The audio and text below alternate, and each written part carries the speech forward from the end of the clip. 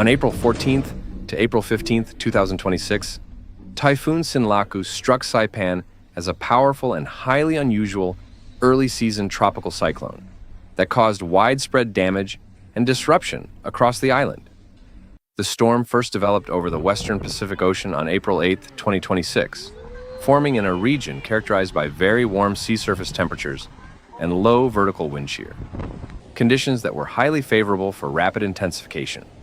Over a short period, Sinlaku strengthened from a tropical depression into a major typhoon and then into a super typhoon as it moved toward the Mariana Islands, drawing attention from meteorologists due to its rapid development. By April 12th, Sinlaku had intensified into one of the strongest storms observed anywhere in the world at that time of year. Sustained winds were estimated to be between 240 and 280 kilometers per hour, making it equivalent to a Category 4 to Category 5 hurricane. Satellite imagery showed a clearly defined eye surrounded by deep and persistent convection, a sign of a well-organized and extremely dangerous system. Meteorologists emphasize that such intensity in April is rare, as the Western Pacific typhoon season typically peaks between June and November, making Sinlaku an unusual and noteworthy event.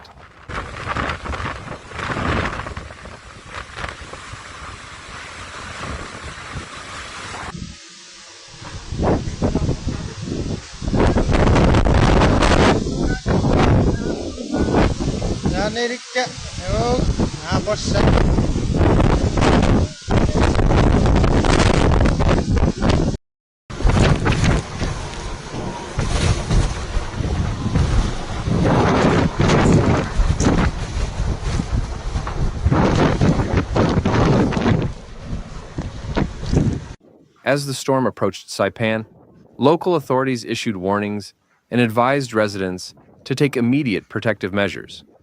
Emergency shelters were opened, buildings were reinforced where possible, and families gathered essential supplies such as food, water, and medical items.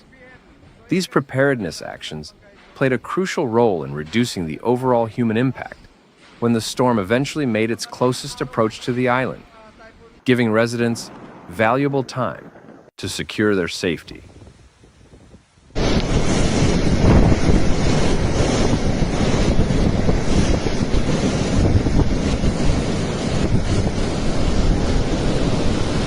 During April 14th and April 15th, the core of Typhoon Sinlaku passed directly over or very close to Saipan, bringing the most severe conditions.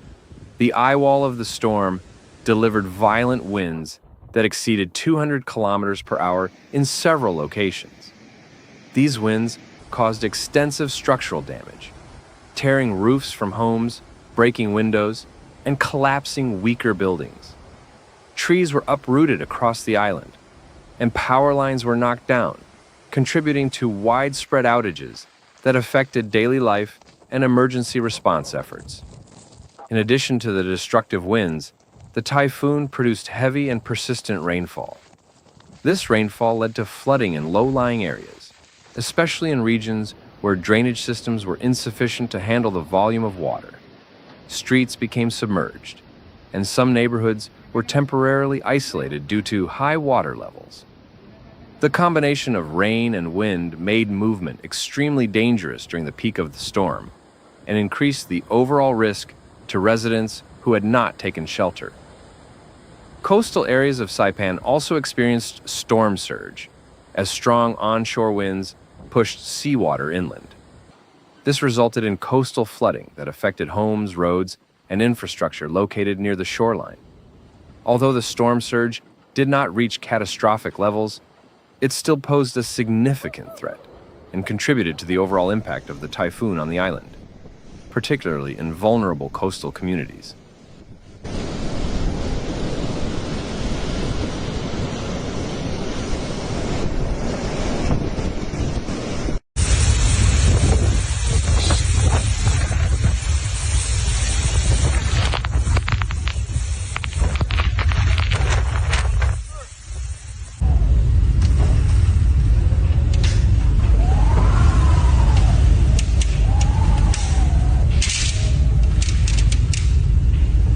power outages were widespread, with large portions of Saipan losing electricity as a result of damaged infrastructure.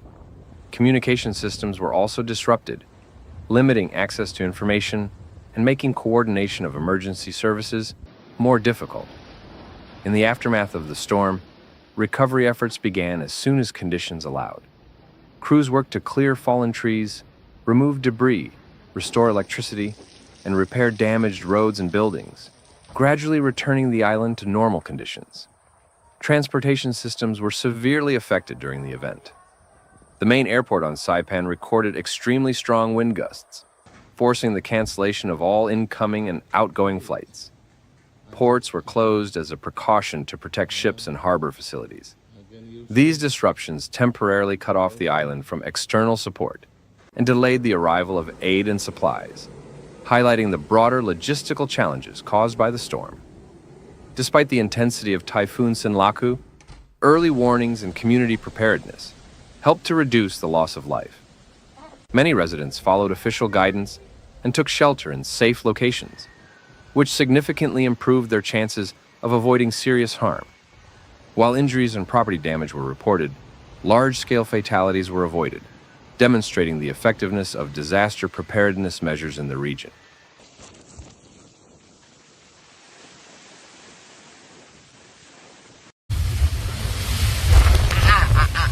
Di ako makalakas ang hangin. Sasakyan ko, tinagay ng muffler.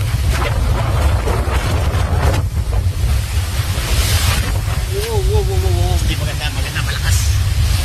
Typhoon Sinlaku also attracted attention from the scientific community due to its rapid intensification and unusually early occurrence.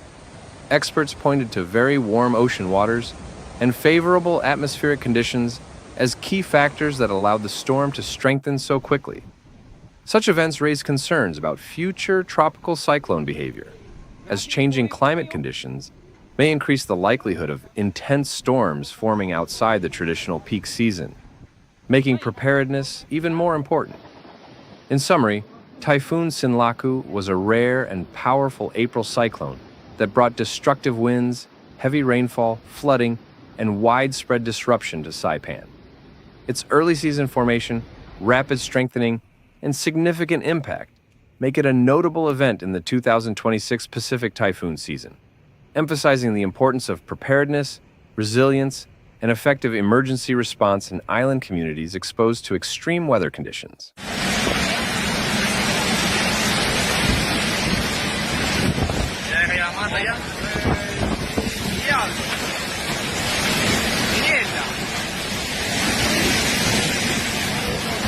Thanks for watching Severe Weather, where we break down the facts behind nature's most intense moments. If you found this video helpful, please like, comment, and subscribe. Your support keeps this channel going. Hit the bell so you never miss a real, calm, and clear report. See you in the next one. Stay informed, stay safe.